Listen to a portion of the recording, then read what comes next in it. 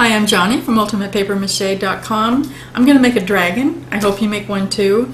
This is going to be the first official video in my dragon series, but I haven't actually started him yet. So if you're hoping to see how to make a dragon in this video, I haven't gotten there yet. What I do have is a sketch. This is my start. I'm going to have to make some changes to it because I can't make a papier-mâché dragon without making him fall over if I keep him to this point, but this is a start, kind of getting his character down.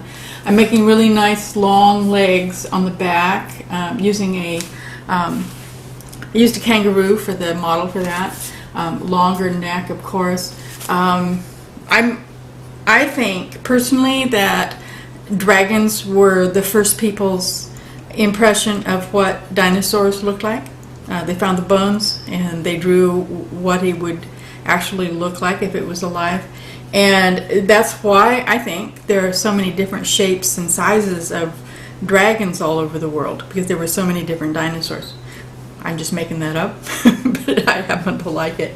I've got a few things with my dragon that are probably going to have to be different from what you would like in your dragon. So I'm assuming that if we get a whole bunch of people making dragons together, that every single one of them is going to be different. I've got a few criteria, partly based on the size of my house. I don't have real tall ceilings in this house, so I can't hang a big dragon from the ceiling. It would just be really oppressive.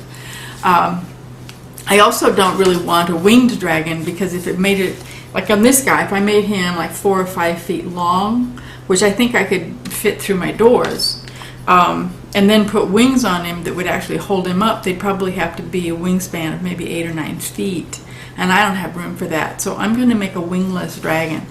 I know that's not really traditional, but that's what I'm going to do anyway. He might have a little frills along his back that might be mistaken for wings from a distance. Just, since we're making this up, we get to do that sort of thing.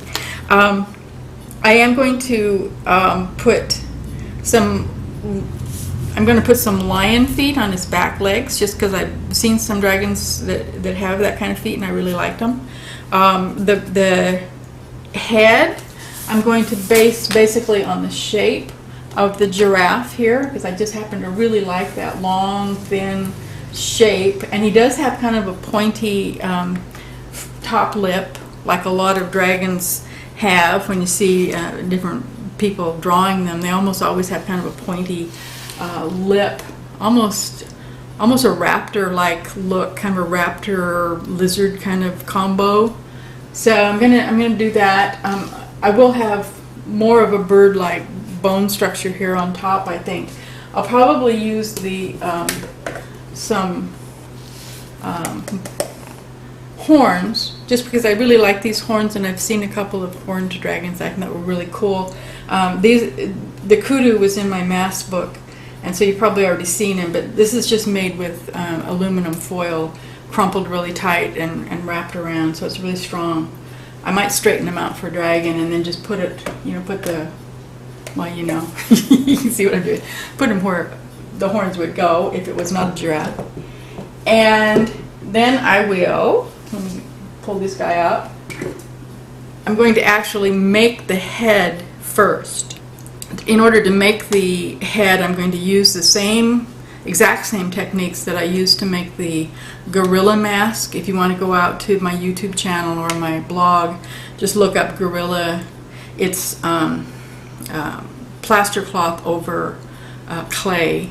Obviously, since it's going to be three-dimensional instead of this kind of two-dimensional image, it's going to have to be cut apart and put back together again. But basically, it'll be all the same process as the gorilla.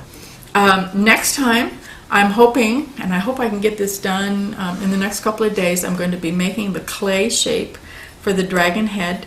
I'm going to be putting the plaster cloth over it, and I should actually have a head in the next couple of days. At that point, I'll go ahead and draw out the rest of the body on the foam board so that it actually will all fit together and be the right size when it all gets done. The actual roundness of the armature is going to be made out of heavy brown paper rather than newspaper, because you can crumple it up not terribly tight, leave a whole lot of airspace in it, and then wrap some. I'm going to probably use duct tape instead of masking tape, just because I have some downstairs and I don't want to pay another 20 bucks for masking tape. So it should be fairly light. After the armature is done and I get the head all taped on to the front end of the armature, then it'll all be covered with the papier-mâché clay recipe, the original recipe, which is really strong, and it'll go on really fast. One more thing before I go. I apologize for doing a video when I'm not actually telling you how to do anything, really. I'm not showing you anything. I'm just telling you what I'm going to do, which just seems a little weird, but trying to get you all on board, get you excited about making a dragon with me. I did use this book a lot when I was doing research on what I wanted my dragon to look like, called Dragon Art. I bought this at a hobby store about 3 years ago, and this is the first time I've ever even looked at it. I buy books. They just look really cool, so I buy them, I bring them home, I put them on the shelf. And this one turned out to be really useful. It's got a lot of different types of dragons, so you can kind of mix and match and find one that you like. And she actually shows you a really simple method for drawing out the shapes, so that you end up with a body with all the parts looking like they actually work. Another really good book is the Dragonology Books. Again, you can usually find those at a library. They're really popular, so go to the kids section of the library and grab one. So that's it for today. I didn't have much, sorry. If you have a dragon in mind, start drawing him out. If you'd like to share your drawing, bring him over to the ultimatepapier-mâché.com website and post him, and we would love to see how yours is going to come out. We'll follow along the next video. I hope to have the head done, and I'll show you how I do that. So, see you. Come visit me, ultimatepapier-mâché.com.